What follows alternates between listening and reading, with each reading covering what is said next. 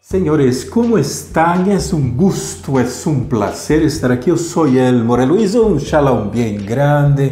Bem-vindos a nossa octava classe de la Parashá, todo del Zohar HaKadosh, los párrafos 15 al 16. E agora, nesta secção, el Zohar vai trabalhar com o elemento tempo, exatamente de espaço, ¿no? De anos, todos esses detalhes. E como lo vai fazer? Vai usar a história de Yitzhak. ¿Se acuerdan quando Yitzhak se encontra com Rivka? Quantos anos ele tinha quando se casou com Rivka? Ele tinha 40 anos, pero su hijo Jacob solo vai nascer quando ele tem 60 anos. Então, entre os 40 anos a los 60, há uma coisa que se chama lapso de tempo. Então, disto vai tratar esta classe número 8. Bem-vindos, vamos a passá-la super bem. Não te olvides, acuérdate, repasse a classe número 7. ¿En que sentido? Vaya al parque, juegue, haya naquele sube, baja, estés vendo como se hace o equilíbrio del árbol de la vida entre el Gesed e la Gevurah com a linha central que é Tiferet. E quando isto ocorre, celebra-lo de uma berajá, porque isto se chama Birkat HaLevaná. E não te olvides, uma vez mais, vaya ao parque, vaya ao juguetito. Estás vendo as classes de Kabbalah? Tiene que contemplar ações e diversão para os niños. Vai haver processo, estamos durante esse processo de transição em todo o que é a educação, porque nossa educação vem do siglo XIX. Classe número 8, estamos aqui, párrafos 15 ao 16, segundo ano de leitura, e hoje dia veremos a história de Yitzhak. E mais que ver a história, mais bem usaremos de sua história para entender pouquito como é que funciona a questão do tempo. Mas estamos entrando na área de lo que é a astronomia básica, ¿no? Bajo la mirada apasionante de la Kabbalah.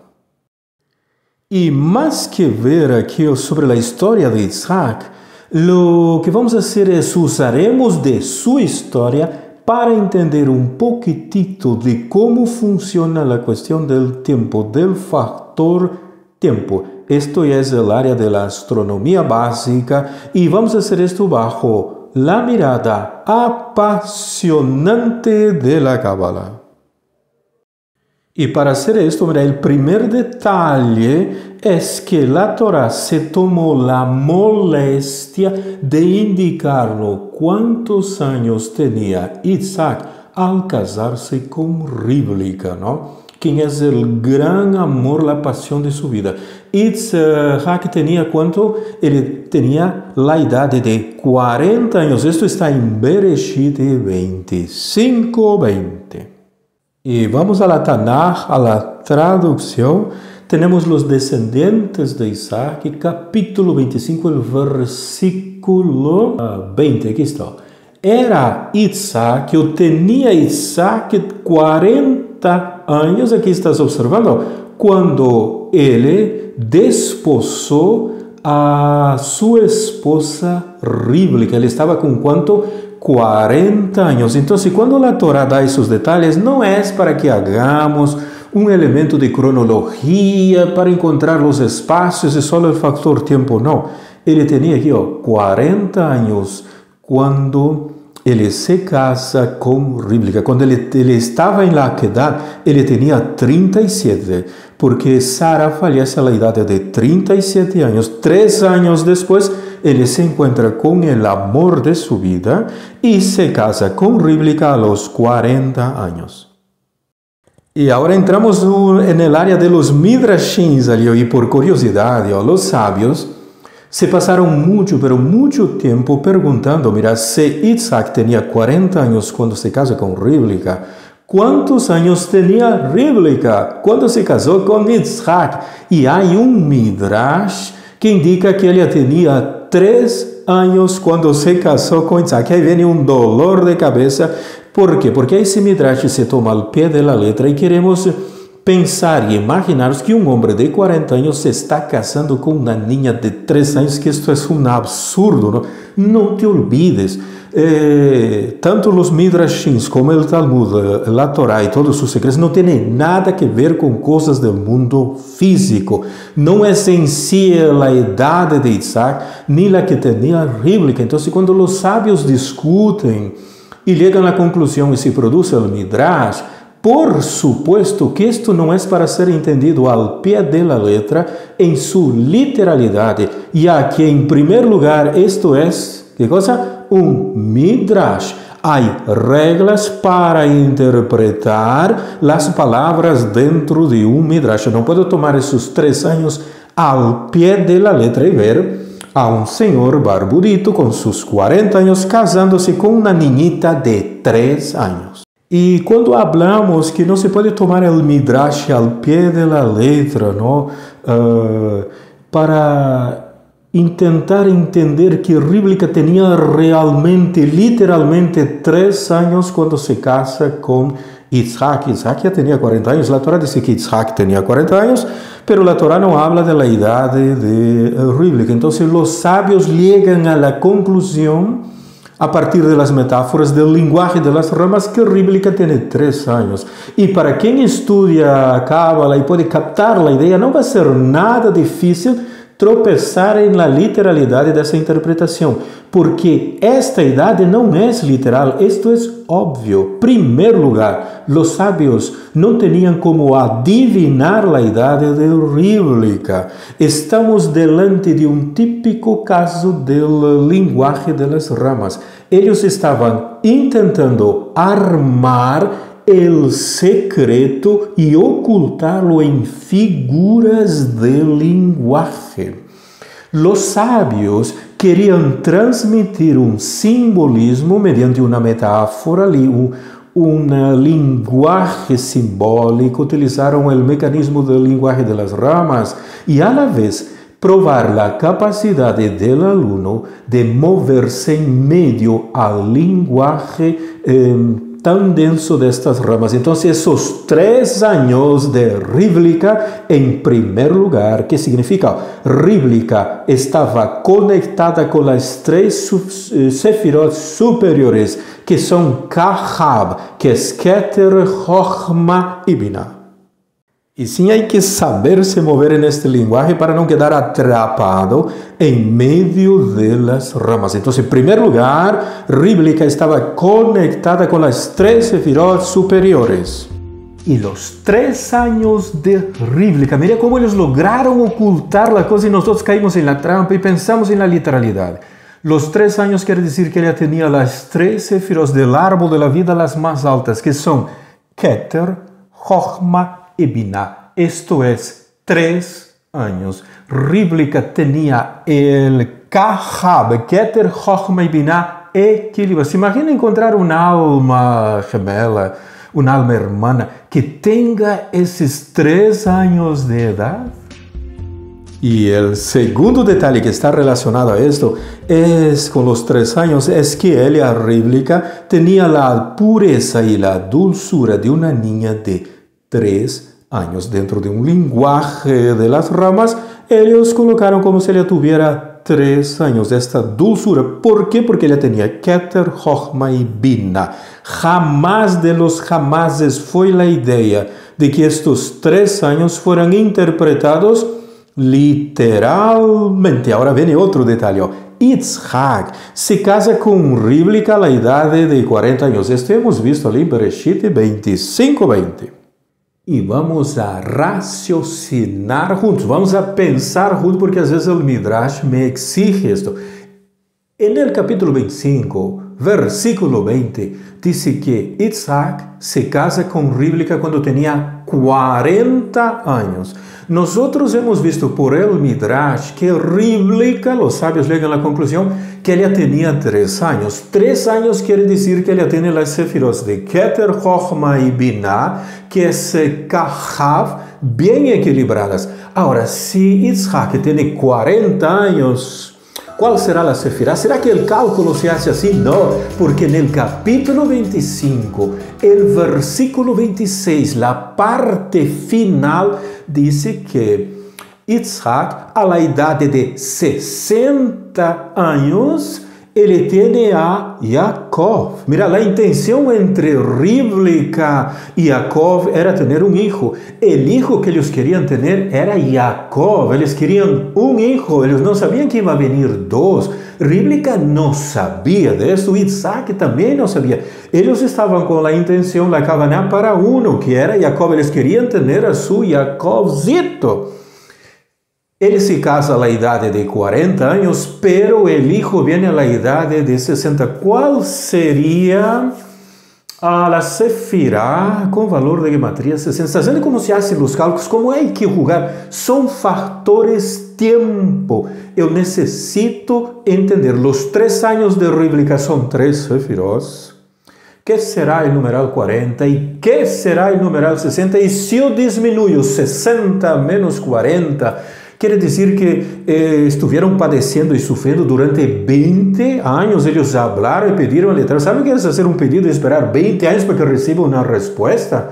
Nosotros no queremos esperar 5 minutos. Queremos todos los códigos y los chains habido y por haber. Y mañana en la tarde queremos la respuesta. Y ellos tuvieron que esperar 20 años. Y todo el secreto está dentro de esta sección. Capítulo 25, los descendientes de Isaac, desde el versículo 19 hasta el versículo 26. Aquí abajo ya es cuando Esaf vende su derecho a primogenitura. En el versículo 20 dice que él tenía 40 años cuando se casa con Rivka. Y en el 25, en el 26 más exactamente, en el final, en la parte final, aquí está haciendo el versículo 26, la parte final, la parte B, dice, Isaac, él tenía 60 años cuando Rivka los dio a luz. ¿A quién?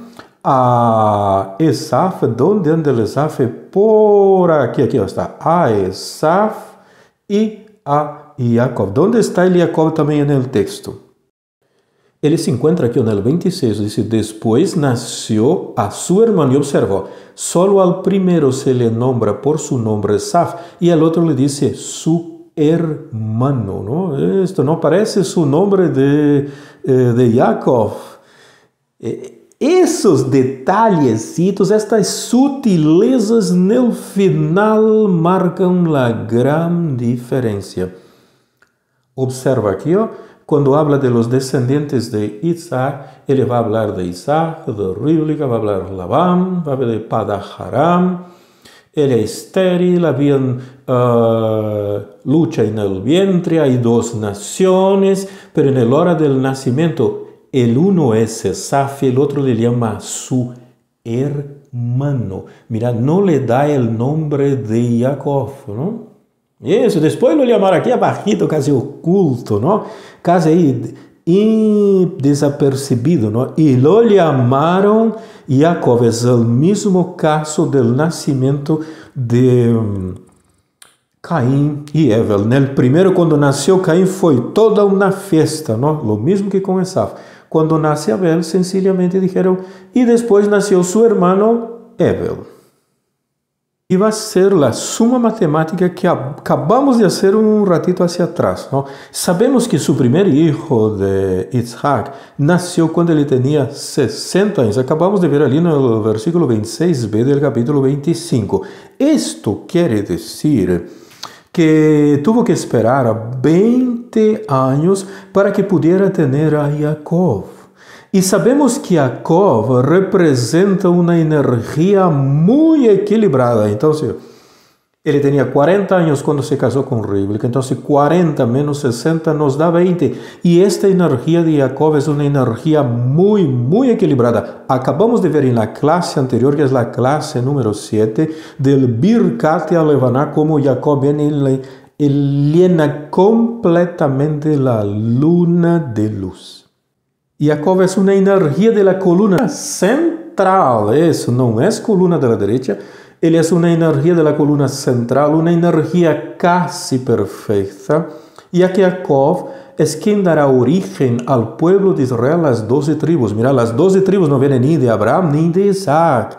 Cuando nosotros estudiamos, ¿no?, sea Abraham, Isaac y Jacob, vamos a la Cábala y sus secretos, los Humashins, Abraham tuvo 8 hijos. Él tuvo Ismael y Isaac, y tuvo más 6 hijos de la concubina de Ketura.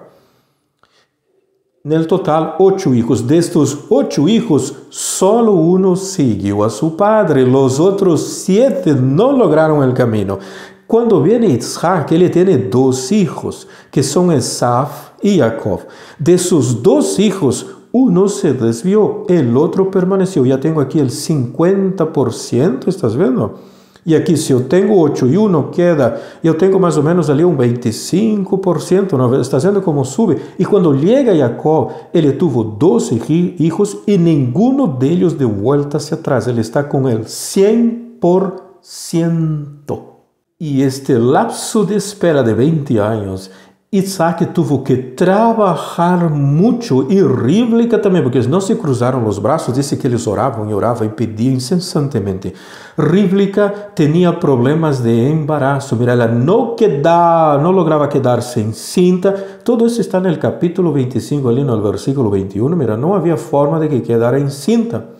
Él estaba estéril. Cuando logró estar encinta, tuvo problemas de embarazo, porque los niños se peleaban en su vientre. Leo los versículos 22 al 24, y ella llegó a pensar que el niño que estaba dentro de ella, que era Jacob, él tenía problemas de personalidad, era un bipolar. Porque ella pasaba frente a una yeshiva, el niño se movía. Después pasaba delante de un centro de idolatría, y el niño también se movía. Ella estaba muy confundida. Ella no sabía que habían gemelos. Ella pensó que era el mismo muchachito, bebecito que estaba ahí adentro. Ella estaba con mucho miedo y fue a consultar a un profeta en la academia de Shem. Ella fue a la academia de Shem. Y esto va reflejado aquí en el capítulo 25, versículo 21, está diciendo: Isaac oró al Eterno durante 20 años por su mujer, ¿no? Entonces Rivka logra quedar encinta. Pero ¿qué ocurría? Dice que los hijos, porque ella no sabía que habían gemelos, ella pensaba que era uno, luchaba en el vientre. Ella pasaba frente a la escuela de Shem, y Eber, el niño se movía. Y cuando pasaba frente a un instituto de idolatría, el niño también se movía. Entonces, ¿qué ocurrió? Ellos luchaban en su vientre. Entonces, ella no sabía qué hacer, estaba muy afligida, y ella fue a consultar a Kadosh Baruch Hu, y el Eterno le respondió. Está haciendo versículo 22 y 23. Esta consulta que ella hace, ella fue a la academia de Shem y Eber, ¿no? Había una escuela de Torah. La frecuentó Abraham, la frecuentó Isaac, la frecuentó Jacob. Mira, es la escuela, la academia de Shem y Eber en la tierra de Canaán. Y Shem le entrega una hermosa profecía. Este Shem aquí es Malkitzedek. ¿Se imagina? Todas estas cosas en los secretos de Torah están en los propios Humashins, en los comentarios.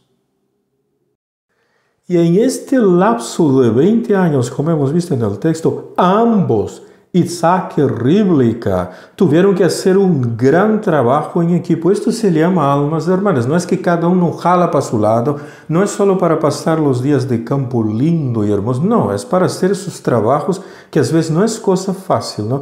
Para lograr llegar a los 60 años y tener a Jacob. Era tener un hijo. La intención no era tener gemelos. Mira, la nota dice aquí, la idea era tener un hijo. Rivka no sabía que tenía gemelos. El propio texto de la Torah lo dice. Entonces, el Zohar abre el secreto de que Isaac solo logró tener a Jacob a los 60 años. Ahora, ¿qué es este numeral 60? Estás viendo el árbol sefirótico que está aquí en el lado de la izquierda. Ya te ubicaste del número 6. Quita los ceros. Yo tengo 1, 2, 3, 4, 5, 6. Isaac llegó al punto de perfeccionar lo que en la Cábala se llama las 6 sefirot emocionales del Zeer Anpin. Quien las tenía equilibrado también era Sara. ¿Se acuerda? La tenía como una muchacha de 7 años, porque ella tenía todo el Zeer Anpin más Malhut.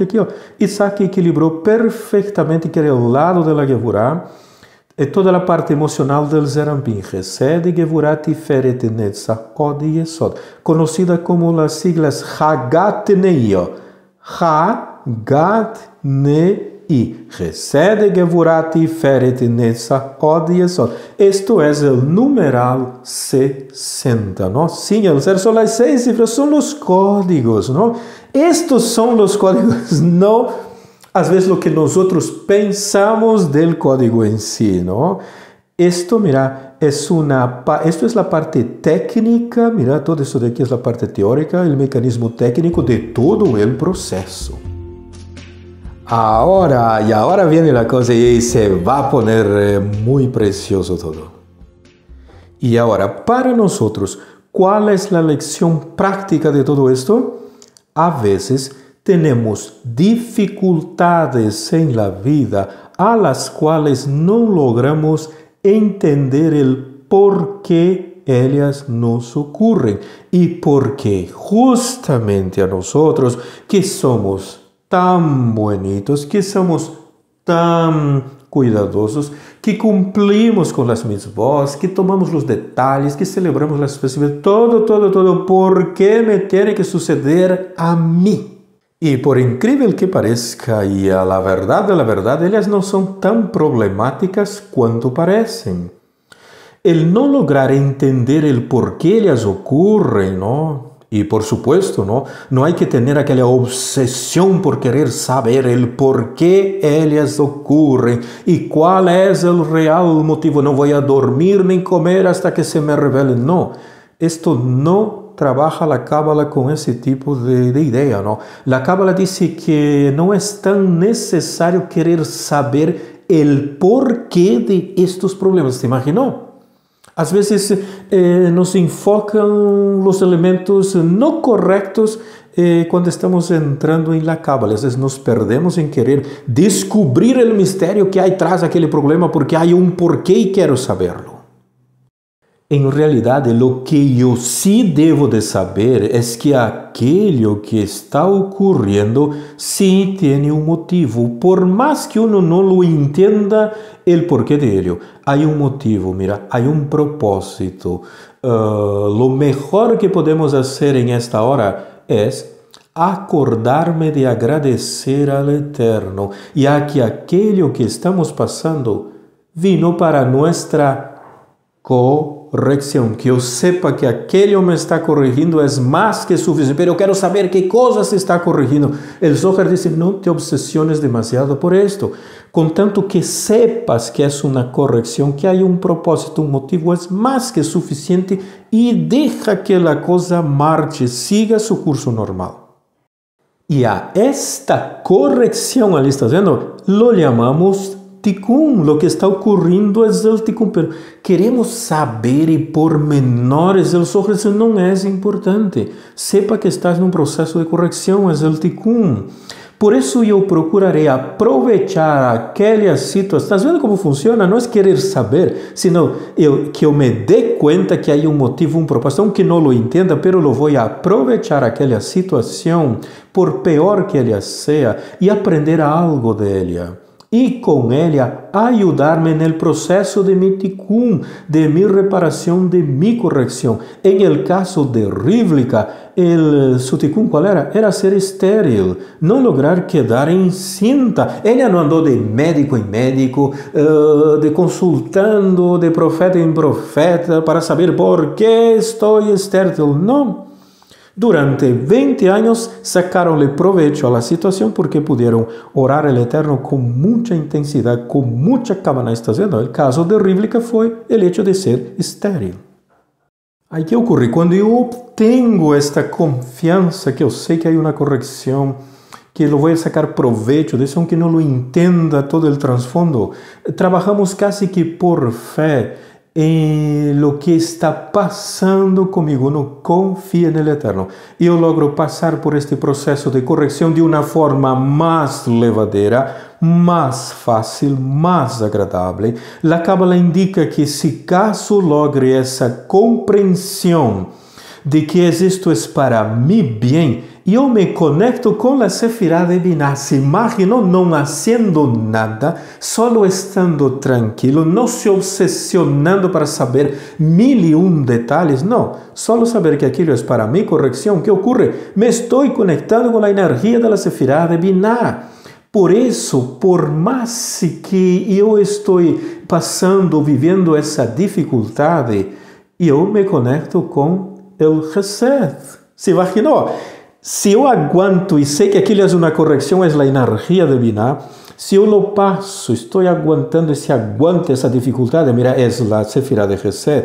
Pero si yo intento forzar ese proceso de salida de esta situación desagradable, creando un atajo, huir por la ventana o escabullirse por el techo, uno termina haciendo una tontería y podemos empeorar más la situación. Si yo sé que aquello es para mi bien, aunque no lo entienda, pero aquello me está ayudando, yo lo voy a sacar provecho, me estoy conectando con la energía de Binah.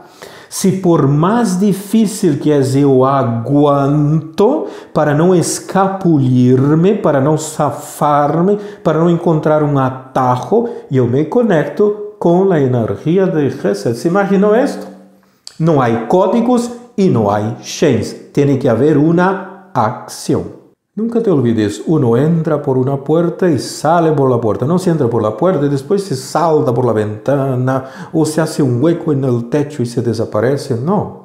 Se entra por la puerta y se sale por la puerta. Si yo quiero forzar la salida, la Cábala indica que el Eterno se ve obligado a tener que intervenir con la energía de Geburah. Yo no me va a gustar de esta energía. Está diciendo, si nosotros no forzamos la salida, nos conectamos con Binah y Chesed. Si yo forzo la salida, estoy intentando y quiero escabullirme, el Eterno se ve obligado a tener que intervenir con la energía de Geburah, que es una energía muy difícil y las cosas vienen con más problemas y con más dificultades. Esto quiere decir que cuando yo estoy en un problema, ¿no? Yo no debo de intentar hallar una solución, de no intentar interferir en el proceso de ella. El Zohar dice, no, tú no estás captando nada de la idea. No es esto. Yo debo de saber que debo de interferir con calma, con paciencia, a paso de tortuga. Esta calma, esta paciencia es la conexión con la Sefirá de Chesed. Debo de planear lo que voy a hacer. Yo no puedo tener reacciones impulsivas al azar, a la loca. Si esto ocurre, el Eterno se va a ver obligado a intervenir con la energía de Geburah y no nos va a gustar. Y qué linda clase sobre el factor tiempo. Y qué bonita clase relacionada al factor tiempo que estamos tomando con los numerales 40, 60, 20. Mira, están interviniendo las sefiras de Binah, Chesed, y también puede intervenir Geburah. Si yo me quiero escabullir, si yo me quiero zafar, si yo quiero abortar la misión. Eso no quiere decir que yo debo de aguantar y cruzar los brazos y no reaccionar. No, el Zohar dice, no, tú puedes hacerlo, pero hágalo con calma, con paciencia, paso de tortuga, lentamente. Deja que los bueyes jalen la carreta. Por favor, no haga que la carreta jale a los bueyes. En tantos años que uno ve este mundo, ¿no? Y que si uno se movimenta en él, yo jamás, de los jamases, he visto la carreta jalando a los bueyes. Pero sí he visto gente escabulliéndose por la ventana, haciéndose un hueco en el techo y saltando por ahí, o cavando un túnel para zafarse después del problema. Los agarra y empiezan a llorar, porque el Eterno tiene que usar de un exceso de Gevurah. Todo esto es el factor tiempo. Por este motivo, uno no puede salir haciendo cualquier cosa. Hay que tener una intención tras los hechos. Debo de pensar en lo que haré y principalmente tener paciencia, pero mucha paciencia. Vale el término, mucha paciencia. Saber reconocer que el problema tiene un tiempo correcto para madurar. Eso no puedo forzar que la fruta quede en su punto. No hay cómo hacer eso. Y no servirá de mucho forzar el proceso de esta maturación de la fruta, ¿no? Del problema. No hay que forzarlo, ¿no? Del proceso. Hacer que el problema se termine antes del tiempo. Yo puedo tener mucha calma, mucha paciencia, conectarse con la Sefirá de Gesed. Tanto queremos conectarse con Gesed, cuando tenemos las oportunidades no nos gusta. ¿Por qué? Porque queremos a nuestro modo y a nuestra forma. Y si es posible, que la carreta jale a los bueyes. Esto no será de mucho provecho. No hay que forzar el proceso de la maturación, ya que se hace una bola de nieve peor la que era del inicio. Por eso en esta clase se habla del factor tiempo. Por eso, cuando esté pasando por un problema en tu vida, sepa que, número 1, es tan solo un periodo de tiempo en tu vida. Él tiene un tiempo para acabar. Y esto ya te concede una cosa que se llama paciencia. Y si tienes esta paciencia, te vas a conectar ¿con qué? Con la Sefirá de Gesed. Y al contemplar, ¿no? Y estar ahí, conectarte con la paciencia en la Sefirá de Gesed, con esta paciencia recién uno puede contemplar cuál será el mejor plan de acción para intentar resolver aquel problema y no causar un hoyo aún mayor con más Gevurah hacia nosotros. ¿Estás viendo cómo funciona el factor tiempo?